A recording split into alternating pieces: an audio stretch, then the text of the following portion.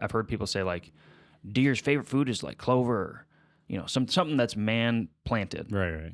But that's just not true. Right. It's natural Browse. woody browse. Yep. That's like what they prefer. Yep. One of the most effective ways to create all this undergrowth and woody browse is cutting out anything that is prohibiting sunlight from touching the forest floor, which is typically really big trees. There's not a lot of content on that. Yeah. Like there's a lot of stuff out there on habitat work and improving your property, but it's like this niche thing that like you bring in a guy for, and the average Joe doesn't seem to know that much about it. Like cutting and managing timber is very important for successional growth. If you're into like what the woods looks like, it's eye appealing. Logging might not be for you. Yeah.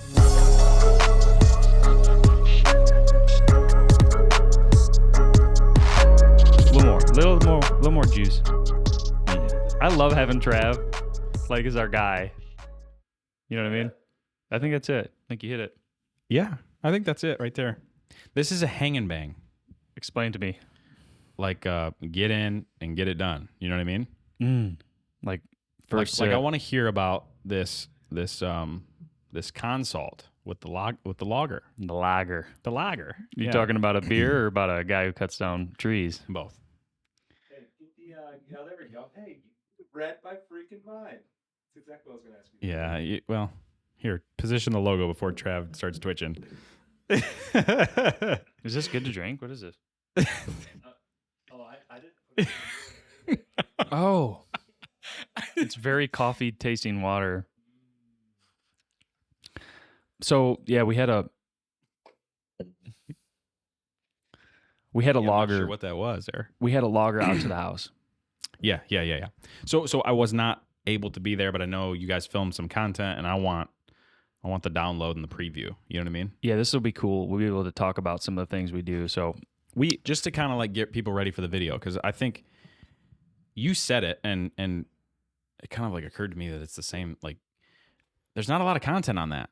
yeah, Like there's a lot of stuff out there on habitat work and improving your property, and you hear people talk about, like, at least specifically on Jake Hofer's podcast, the Land Podcast. I've heard a lot of people talking about when they're looking at a farm, they have somebody come in and consult on timber value.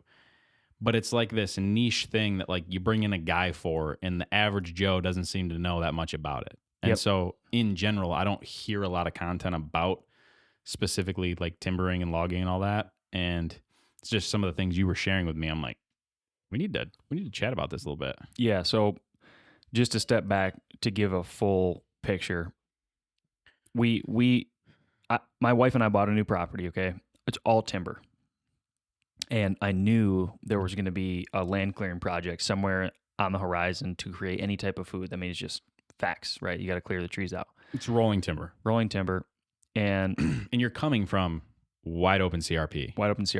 And if anybody knows what CRP is, it's like managed land that you're getting paid out on per the government. Farm. Yeah. So I quite literally had my hands tied to be able to do habitat projects because I couldn't manipulate the ground that was enrolled in the CRP program. So Not only is this new property, like, do I actually have trees to clear, but I really haven't gotten my fix on a full ability to manipulate property. Right. So Trav and I, we did a really good job before the logger came to basically lay out the series that we're going to be documenting on YouTube that is all about the transformation of this 70-acre chunk of woods. It's all woods. It's all timber and swamp, and there's no obvious place to put a field. There's just not. And I did start clearing a food plot, and we've documented that, call it a deep timber food plot. Yep. And it didn't do well. Didn't get a soil sample. I think I didn't do some things right with the food plot, but like it was kind of like a last minute thing. Just had bought the property, all those things. But before I was going to go in there and start clearing land, you and I have a really good mutual friend, Brandon. Mm-hmm. Yeah. And he's definitely listening to this. I know he's gonna. And he and I, he had come out and he was gonna help me. He has some equipment. We were gonna like. Basically, we put together a plan of like, hey, here's what we think we can do in a day. And we were going to start chipping away at like where I wanted to get the outline of this food plot. And I was like, I think I was talking with you. I don't even remember what exactly the conversation was, but like, hey, maybe we should call a logger before we just start cutting a bunch of things down. It was like a time thing. Like with Brandon, God bless him, but like he was going to show up with equipment and he was going to be in the excavator with the thumb, and you were still going to be dropping trees and he was going to be moving them, and it's still like a time thing to get out there and do it, right? Like, yeah, got to pay for the fuel, got to find chunks of time to chip away at it, and we were like, but I don't mind doing that. No, for sure. But the thing that it makes sense. I feel like there's a lot of people that have been in this situation, but for whatever reason, maybe they stop, or maybe they like pause, or maybe they don't know who to contact. Mhm. Like I didn't, and you got me in touch with Dave Mender, You're right, who's a good family friend. I mean, yeah, his kid we went to school with. Yep. Mitch, haven't seen Mitch in a long time. Anyway, I got a hold of him. I'm like, hey, come out. I'm fixing to do this big project in the woods. You do a little bit of logging. Like, didn't really know much more than that, but like, would love to have you come out, kind of thing. So we stayed in touch for a couple weeks. He comes out. He got sick. I got sick. Everybody got sick, and then we finally got together after a couple weeks. Mm-hmm. And he came out, and I really wanted to like film this encounter. That was like a totally organic, natural like conversation. Like we hadn't talked in years. Like since I was in Pee Wee baseball, and he'd come and watch his son basically play baseball, and we played baseball together. So anyway, he came out, and Trav and I, like I said, we did a really good job of like laying out, we're going to do a series on this transformation. Mm-hmm. And I'm talking, it's not just like hey, we're going to clear a little spot in the woods. Like it's like 3, 4, or 5 acres of like heavily wooded area on a ridge top that kind of meanders and goes up and down and has like a lot of rolling elevation change.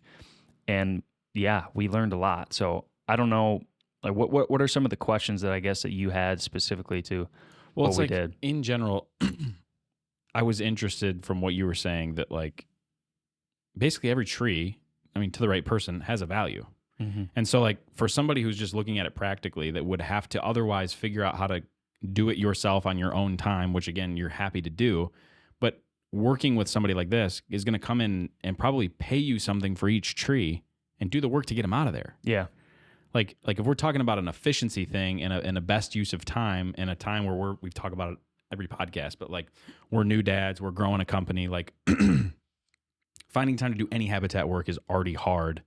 Same thing with trying to plan hunting trips and all this stuff. So like, to me, the efficiency piece of learning, like from what you were telling me, you took a walk with him and he was very clearly identifying all these different tree species and talking about the markets, and like walnut is insanely high right now, and it might not ever be this high again in our lifetime, and just all these things you were sharing, to basically have a guy that's going to be able to come in and tell you what you really have. Yeah. Like, is your timber mature? Is it not mature? Should you select cut it? Is there certain species that you should leave? Like, beyond just his profession in timbering, or I guess whatever you would call it, he's a passionate hunter as well. So it was very interesting from what you were saying about, he's done some of this to do food plot architecture and different things. Yep.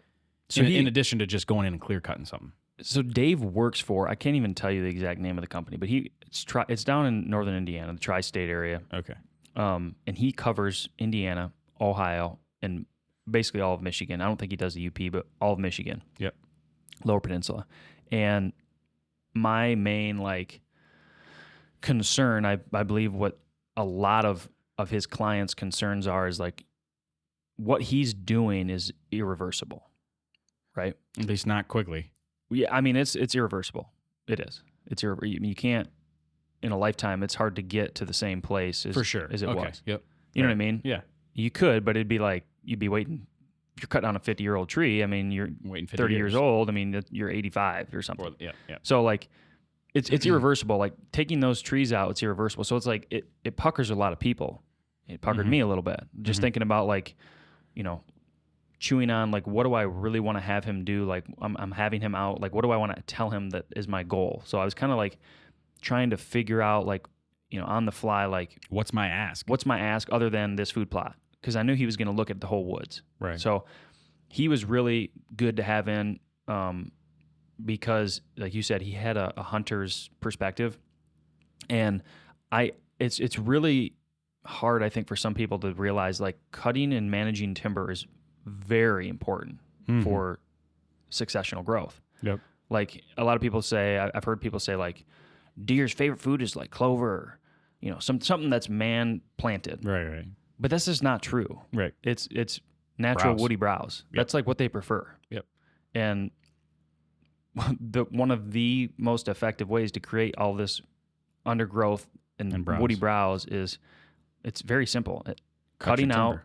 anything that is prohibiting sunlight from touching the forest floor, which is typically really big trees. Mhm. You got this huge, Canopy. canopy with all these leaves on it.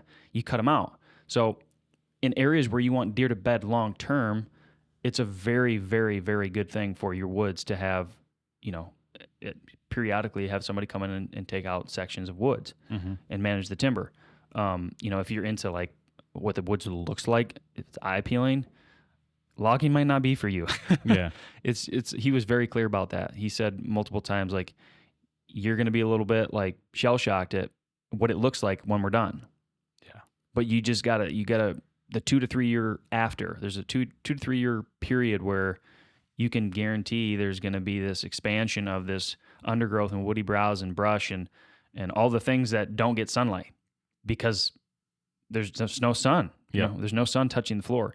But back to the species thing, right now he made it really clear like walnut is the most valuable. Yeah. You got a 20 inch wide. He did a really good job of explaining how you measure a tree and board foot and how much each tree's worth. I can't regurgitate it, to be honest with you, but he had a stick and it had a chart on it. We've got the video, I'm sure, that'll go into all we that. did it in depth. We did a really good job. Yeah. But basically, like a mature walnut tree, which is maybe 20 inches or more, I mean, you're talking $1,000 plus for a tree that you're going to be getting in your pocket. Yeah. That's pretty incredible. Yeah. Heck yeah. And I would say secondarily, he kept talking about like white oaks as being probably the next most, species Valuable. that he's looking for is white oaks and then red oaks and then black oaks, kind of in that order. So walnut, white, red, black oak. And I'm not sure he mentioned like the flooring industry, like hickory is good for flooring. Imagine that. There's a lot of big, like wet softwood species like big maples. There's poplars that he was pointing out. There was like a basswood, and then like a cottonwood. These are soft woods. And you can have, if you know a cottonwood tree, like huge cottonwood trees growing in like a river bottom area, like the trees that we're hunting out here. Yeah. Big cottonwoods. Like they're not worth a whole lot. Yeah. So they're basically using them for pallet wood. They're using them for firewood. Yeah. Literally like just cutting them up and selling them as sections Firewood. of firewood. So like, but what I was really interested in is kind of like you said, all tree species to the right guy are worth something. Yeah. And that's the key, is to the right guy. A lot of these guys come in that are like professional loggers that work for a company. They're only looking for maybe one specific thing.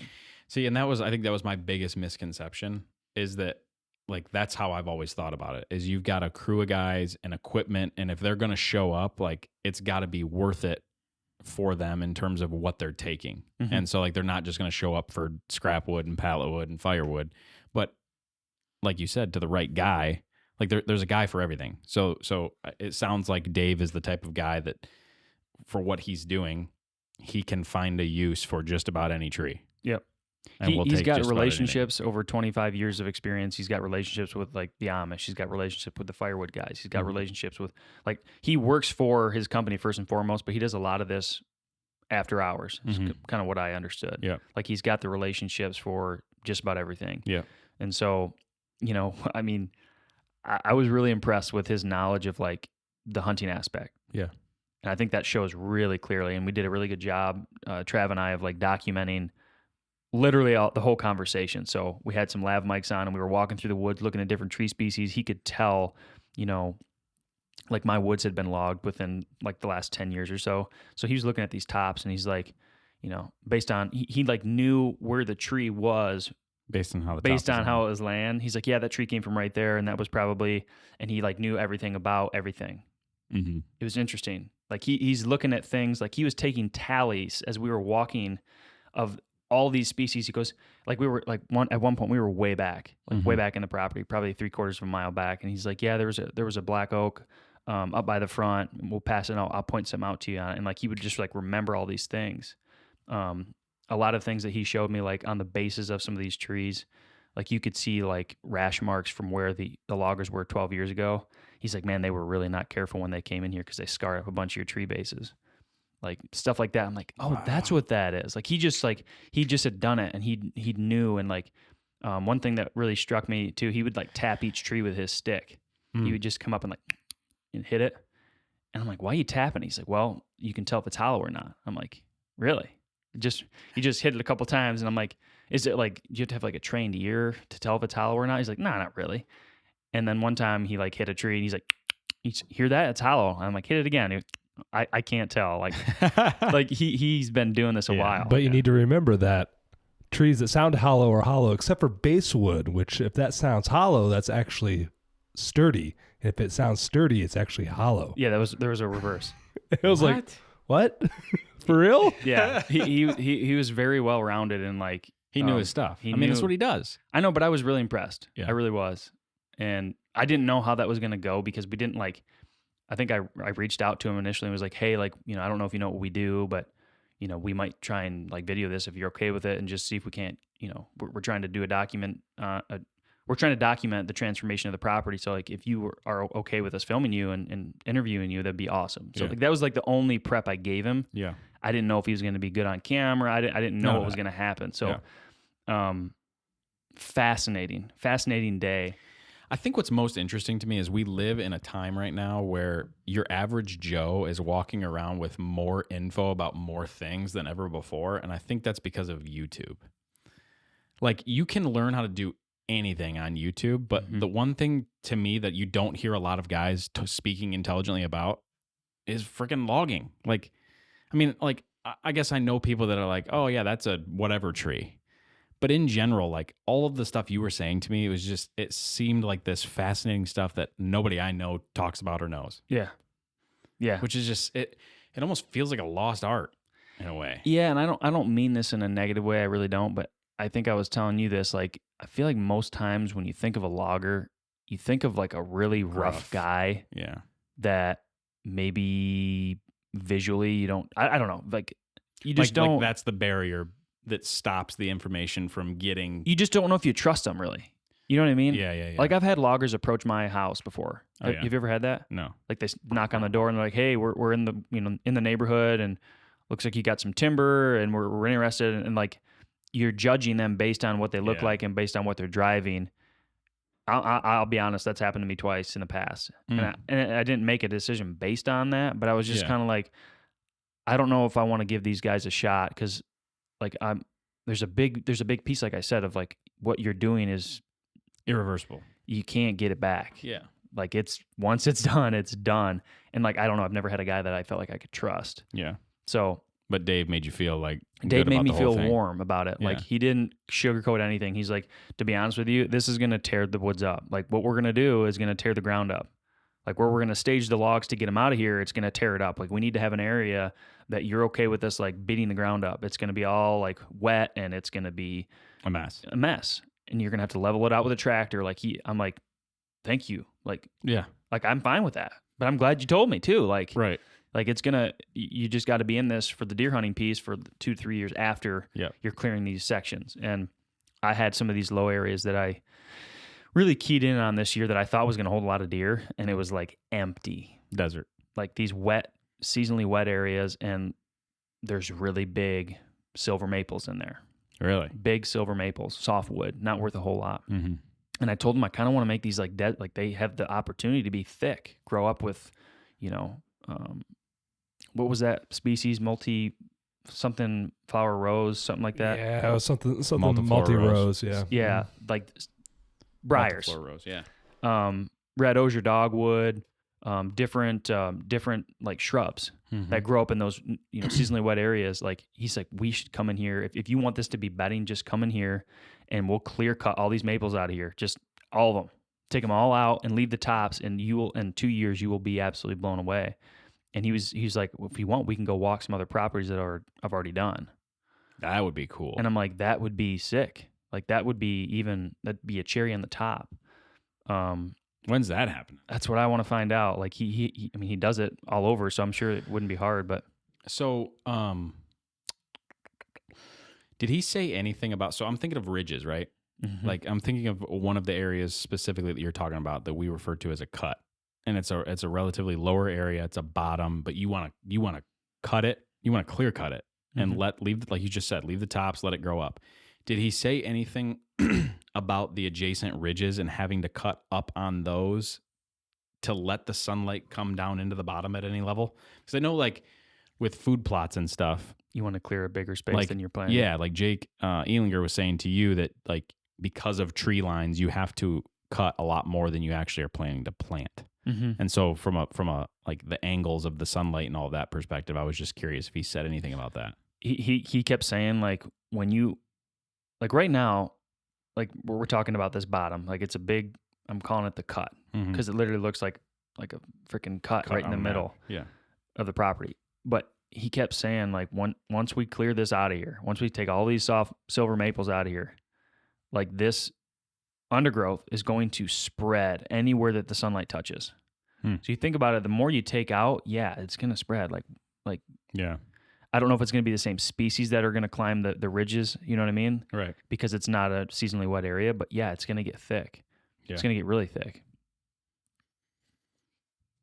It's just interesting. Like I didn't walk through your property looking up and paying attention to the canopy as much. You know what I mean? Like you almost walk it with a different set of glasses on. That's a great way to put it. Because, yeah, I think you just said it the best you could. Like you're not, when you're walking through the woods with a logger and you're looking at what is the long-term effect going to be about taking trees out. Taking that tree you're right there. not looking straight, you're looking up. Yeah. You're like, yeah, okay, we'll get sunlight here and there and there. We'll probably want to take that one to make that, you know what I mean? Yeah.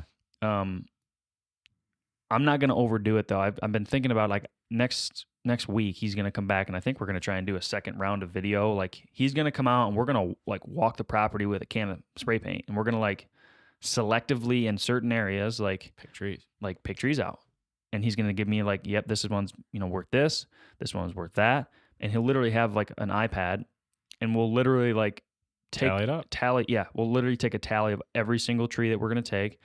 And I didn't know this, but at the end of it, they'll literally give you a breakdown of the whole thing. So they'll have a hickory, 30, like oak, pin oak, poplar, Yeah. ash, the whole thing, cherry. Like he'll like take it Yep.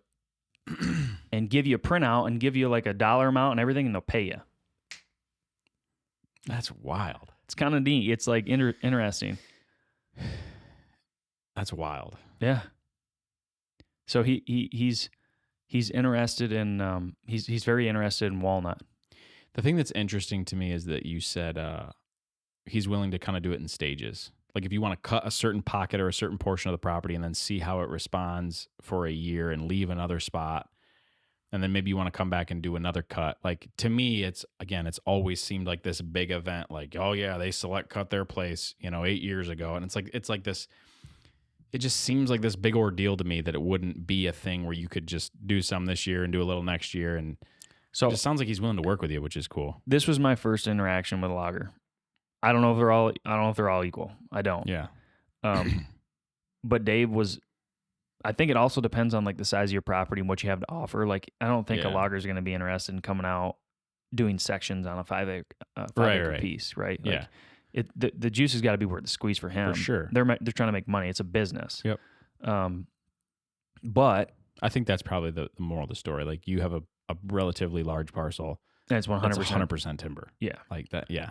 So for me, he was kind of like, yeah, I mean, if you want to start here, there, and there and just see what the effects are, we can absolutely come back in 5 years, but you might be kicking yourself for not doing it all at the same time because I can tell you the results. Yeah. Yeah. And that's when he said, like, if you want, we can go check out some of the places I've already logged. That might be worth it before you make a decision on if you're going to leave a spot.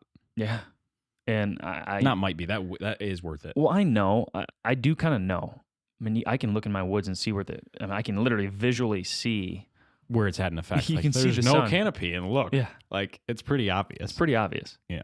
Like I want that everywhere, yeah. Yeah. And One of the things I'm going to be really conscious of is like around the perimeter of the property Yeah. where I'm planning to make my main trail system. Like I'm not going to just take a bunch of trees out of there. I want to, if they're really big ones, maybe I'll let them cut them, because I don't want to be cutting 25-inch round trees. Like that's a big tree, but Yeah. I want to leave some of the good trees that I can hinge down and give me side cover as I'm accessing. So that's one of the key things that I'm going to be looking at too, is like when we're going through and marking these trees, looking at what makes sense and what doesn't. Yeah. Like if I got he's really interested in walnut. Like I say that, but he kept pointing out the walnuts because they're like big money. Did you have a bunch of walnuts? We had a fair amount. Really? Kind of like, a fair amount. We had a lot of white oaks. We got a lot of white oaks out there and a lot of hickory. Hickory aren't really worth much more than firewood. Yeah. To the right guy anyway.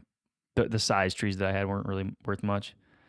But he kept pointing out walnut everywhere. There's a good walnut right there. That one right there is a nice walnut. Like he kept like pointing out like that one right there. Oh, give that one 5 years, 10 years. You're a young man. You want to let that one grow up a little bit further. And he was really conscious of like, you don't want to just come in here and take a bunch. He was very clear, like you want to be stewards of the land. Like, so you're going to walk through there and you're going to hand pick every tree that's coming out of there. Yeah, that's called a select cut. I like that. I thought a select cut was like a clear cut. No, I didn't. I knew that there was clear cut and select cut. I guess I'm not very smart then. But no, that's not what I'm saying. But no, I really thought a select cut, man, we're coming in here and go all the trees. So, like, does he use a mapping app that's going to like identify where each tree is, or he's just going to rely on like looking to which ones did I paint? Like, I don't know. That seems interesting to me. Like if you're talking about like over 100 trees or 200 trees that you're going to take out, and you're just relying on walking through the woods looking for spray paint. I mean, I guess if you use high vis, you paint a ring all the way around it. Maybe he had a really good eye too for like things. Like we had a really good white oak stand, like a pretty like flat, like a ridge top, kind of going down to these lower areas. Like the ridge tops were just like, for a good section, there was just a ton of white oaks, and you could see it. After he was pointing it out, I was really catching on. Yeah, I'm like, yeah. He kept saying that's a beautiful white oak stand, and he said, what I might want to do over here, we'll take a couple that make sense to kind of allow the other ones to breathe a little bit. Yeah, because there was a ton of like, I would call them medium size, like 17, 16, 15-inch round trees, and anything 20 plus it's a big tree. I mean, that's a big tree. Anything 20 inches and up. Tree. It's hard to picture it, but it's a big tree. Like you wouldn't want to cut it yourself, type of big tree. So beyond the spots where you're going to walk through and select cut just throughout the woods, there's a chunk that's 3 to 5 acres that's just getting clear cut, stripped of everything in its way. Yeah, we're making fields right in the middle. Like that's the plan, is that every tree inside that chunk is gone. Yeah. Anything that's going to be. And I'm kind of going to be paying attention to the southerly, the trees on the southerly end of it, because in the fall, you think about the sun, it's going to be towards the southern part of the sky, and where the sun sets. Like you want to make sure that sun's getting in for the fall time. Like that's when I want it. That's when a deer hunter would want it. Right. So we're going to be taking probably more canopy in those southerly regions of where that field's going to go, just so we make sure we're getting a good amount of sun in there. So we might take a little bit more on those edges, but yeah, it's gonna be really interesting. And they cut like what? When? Like assuming you move forward with it, which it sounds like you're going to in some fashion. Like they would start cutting when? It depends on the logger, but I think he wants to try and do it in the winter because that's when the ground's hard. Yeah. So January, February, somewhere in there. Something like that. Wow. That would give me this. So that happens pretty quick. Yeah. I mean, long before the green up, and there's going to be all this sunlight that's getting right to the forest floor. It's going to be so much fun to see it. And the ground's going to be all destroyed from them driving through there. Like it's going to be explosive growth. Explosive. Yeah. I think 2 years is like, it's going to be like noticeable, especially in like that September time frame. It's going to take deer a while too to like adjust to it and start creating new habits. Any travel pattern that you think you've observed, gone. Like, and you probably don't even feel like you have. But my point is, like, you've been out there and you might maybe some trends you've observed on where they're bedding off of you, that'll remain. But when you're talking about a project this size at the center of your property, like it's going to change 100% of how deer use your property. Yeah, it's pretty cool. I'm not just saying this for the people watching, but I think that this video is one of the better pieces of information that we're going to come out with in a while. In terms of value. I think it's value rich. I mean, don't you agree, Trev? I mean, we had so many things that we were unexpected to hear. Like we just had no idea we were going to hear it.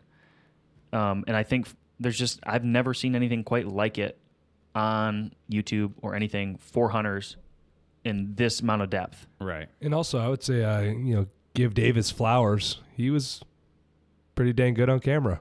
He was entertaining to listen to. Yeah. He has a good personality. Honestly, he was fun to be around. That was one of the funner things, like one of the funner projects that I've done in a while. It's going to be cool too, because if we continue to document it well, it's going to be like, logging for whitetails, or like logging for whitetails for dummies, like something like just like we you were said. thinking about. We need a good name for this. Like we need this something needs a that, good name. It needs something that makes people want to say, like, I want to learn about that.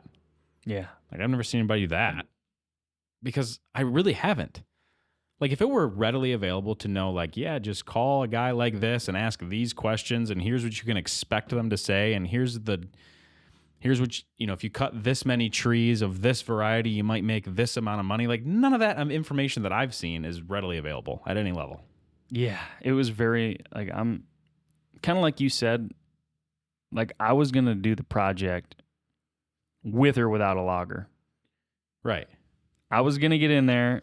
Raise hell. And Nate, his poor back in a steel chainsaw. I asked for another chainsaw for Christmas for you. Like I asked for a chainsaw for me for you. You know what I mean? Like, like your needs dictated what I wanted for Christmas. Yeah. But like I would have, the fact that I'm getting a little bit of cha-ching to help. Yeah. Like, I don't know. I'm pretty happy with, because I'm going to clear it anyway. I'm going to clear it anyway. Right.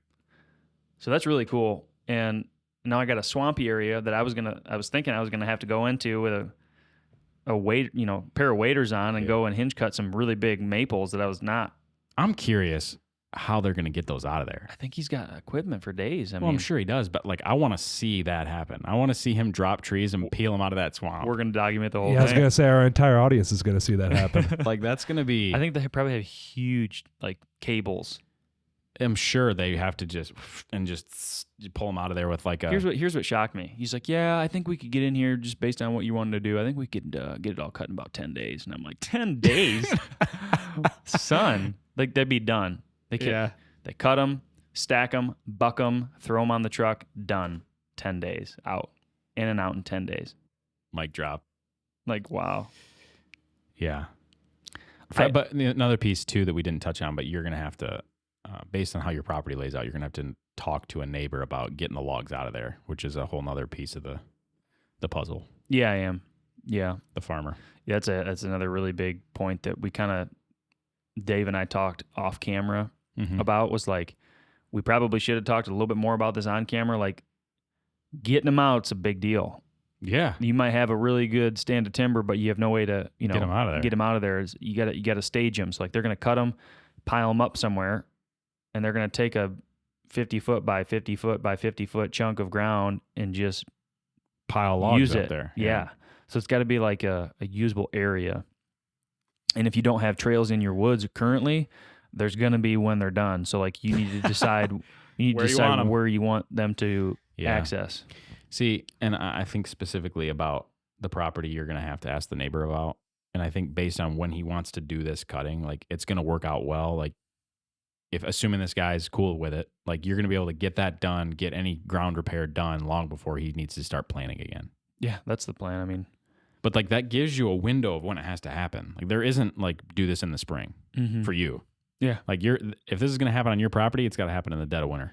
I'm not going to call my shot, I guess is not the right thing to trying to say, but in these lowlands where we're going to clear cut, my plan is to take some red osier dogwood, take trimmings, like hundreds and hundreds and hundreds of trimmings, just stick them in the ground everywhere in the wet areas. There, And so I'm picturing this long-term, like it's a food plot. It's a browse plot, I think is what they call it. Is that what they call it? I don't know. Anyway, it's just all natural. It's a natural browsy food plot. bedding area is what I think. yeah, I'm just gonna go ham with red osier dogwood, and some other species that I can find that are like good for deer to eat. Yeah. And I just want to encourage bedding in these areas and see what happens. That's enough ground that you're leaving. Like that's a full-blown sanctuary. And there's going to be, as a result of the food and where you put it, there's going to be very, very obvious escape routes out of that sanctuary. I can feel it. Yeah. Like depending on wind and some of the other factors, how they leave that massive sanctuary that you're going to leave to get to the food, Because it's of the going to be terrain. like, yeah, Because of the it's saddles. going to become predictable to the point where you can hunt it. Mm-hmm. Like that's what you want. That's exciting. It's a long-term thing. I would be lying if I'm a little puckered about it though. I mean, it's going to look messy. He kept saying that, like, it's going to look like you're going to be like, wow. There's an argument for like full throttle. He's in there, get it done. But there's also an argument for if you do 60% of what he could do, or 60% of like what you would potentially want to do, that is an immeasurable improvement in comparison to where it is now. Mm-hmm. You know what I mean? Yeah. And like you said, you might go back in there in 2 to 3 years and be like, gosh, I wish we would have done that when we had him in there. But you're only saying that because of the results that you have had from doing what he did do. And so like, I don't think there's anything wrong with playing it a little bit safe in a certain area to learn something. There's no rush. There's plenty of time. Yeah. I'll say it again. One of the best visual and audio things that we've done as a company, I believe. We haven't even edited it yet. But my God, Haven't picked a name for it, nothing. it's going to be rich. It's going to be very informative. So I'm excited about that one. I don't know what the series is going to be called yet, but we're going to be documenting. I think we're going to be doing a lot with your place too. I mean, yeah, it's kind of like we need a series that encompasses just farm work. Maybe that's the series, farm work. But then like within that, it's like, you know, there's going to be projects. And so like this timbering project is one that's going to be super cool.